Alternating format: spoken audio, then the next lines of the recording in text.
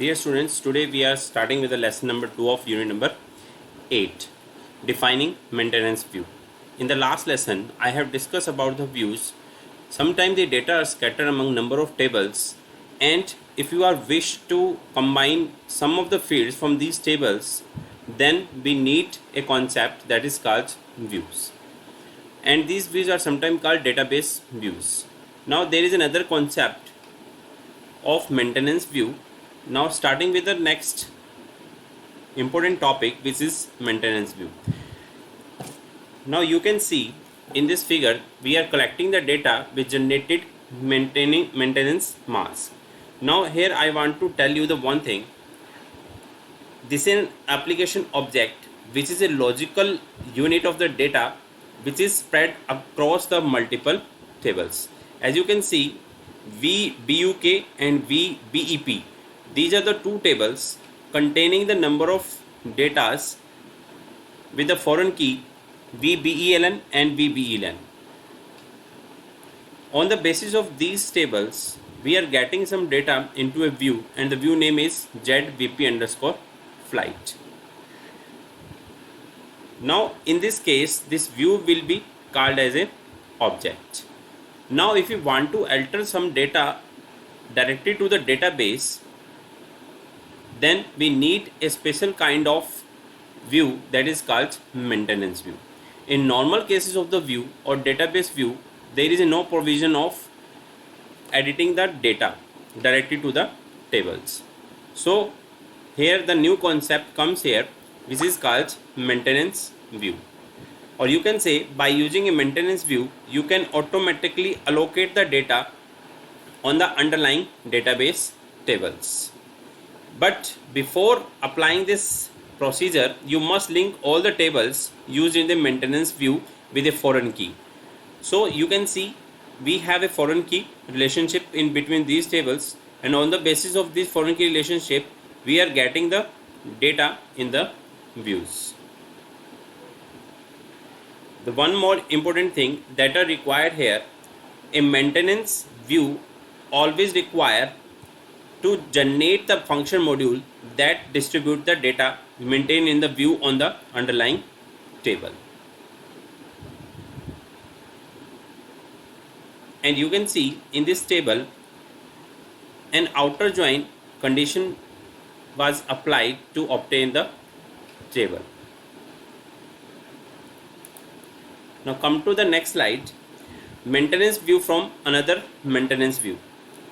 You can see in this figure we have two levels. That means the maintenance view allowed to go up to number of levels to view the particular data. In this screen number 1, you can see when we are clicking on this particular tuple or row, it is generating the another screen, and that is also called maintenance view. So by clicking onto a particular row or tuple, you are exploring the another view, and up to many levels you can explore like that.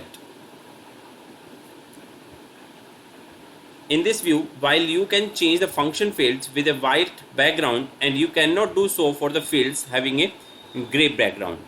That means for this white background you can only change the data, but for the gray background you cannot edit the data. As shown in figure, for this airline code LH and the employee 75, when you double click on this particular row or tuple, it will explore a screen number 2, and in this screen you can see the airline LH and employee number you cannot modify, but the other details which are shown in the background, white background, you can edit them. So maintenance allow you to edit the particular data in the underlying database tables. The one more thing that I want to tell you here about this one, the first one is you must have to be check here the foreign key relationship among number of tables to create the particular maintenance view.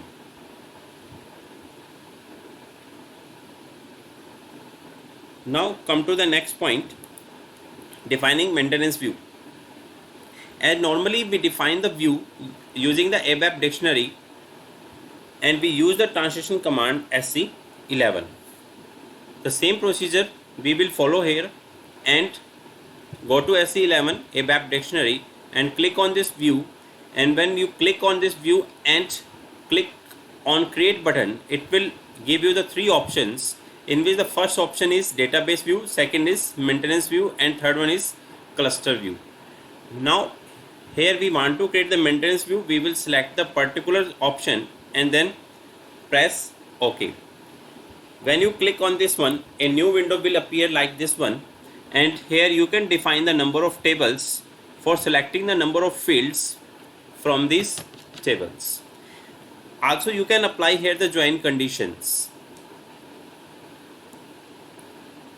and if you want to see the number of fields of the particular tables that you have selected from this one option, you can click on this view field option. It will automatically populate the number of fields related to the specified tables.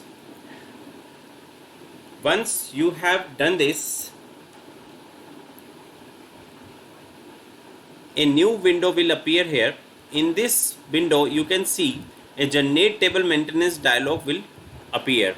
Here you need to set the particular settings and you can define the. Now come to the next topic, advantage and disadvantage of a maintenance view. Let us here we look some of the positive and negative aspect of the using maintenance view.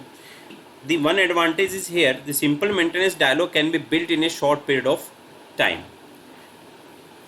That means the maintenance dialogs you can build easily within a span of time. But the advantage is there, when you create the maintenance view, the user and the client have a capability to change the data directly to the underlying database tables. Now when we talk about this disadvantage, no asynchronous update. Let us take an example here. We have two tables from which we are creating the view, and when you are changing that particular data on this view, that means the underlying tables must be changed according to data that you have been updated into the view.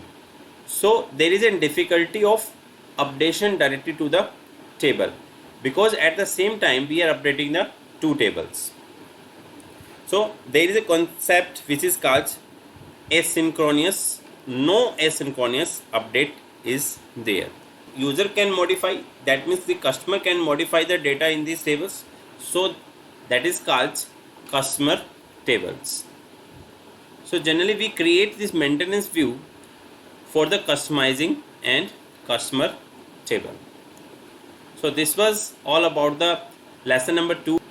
Now come to the lesson number 3 of the unit number 8, defining view clusters. Generally view clusters are the collection of maintenance views which have been combined in one maintenance unit for either the business or technical reasons. This enables the maintenance of data that are similar from the content point of view. And this unit which manages all of these of collection of maintenance view is called maintenance unit. As you can see in this figure, we have three tables: JetFlight, JetPFly and JetCare, and we are making here the collection of these tables, and the collective collection of these tables are storing into a unit, and that unit is called maintenance unit. Now you can navigate within the view cluster using the hierarchy of the tables or views underlying the individual views. You can see in this figure, this is a maintenance unit in which by clicking on particular row or tuple you are exploring the another table. Similarly, by clicking on this tuple in the second table you are exploring the another view, and so on. The one thing that is most important here, before defining the view cluster you need to maintain the foreign key relationship among these tables so that a view can be generated properly. Now one thing that I want to tell you, you can see that means for the JetFlight we need to create or generate a maintenance view for this JetFlight, Similarly, for ZP fly, we need to generate a maintenance view, and similarly for ZCare, it is necessary to generate a maintenance view. And you can combine all of these views in SC54 as a view cluster. If you want to see the associated data or maintenance of this data, you can use the transaction code SM34. So this was all about the view clusters and maintenance view. Come to the next topic, advantage of view clusters. The major advantage of view cluster is the ease of navigation. That means by using the view cluster, you can easily navigate to each component of the objects, and this improves the maintenance of the data of a view cluster. Another advantage of view cluster is the consistency attained while deleting, copying, saving, retrieving, or manually transporting data. In fact, when an entry is rated in a superior view, this is reflected in all of the dependent entries in the subroutine view. The most important thing is maximum 14 maintenance dialog can be combined into a one view cluster. While maintenance view can be used to maintain only database tables that have one-to-one relationship with one another, view clusters can be used for end-to-end relationships. So this was all about the lesson number 3 of the unit number 8. Thank you.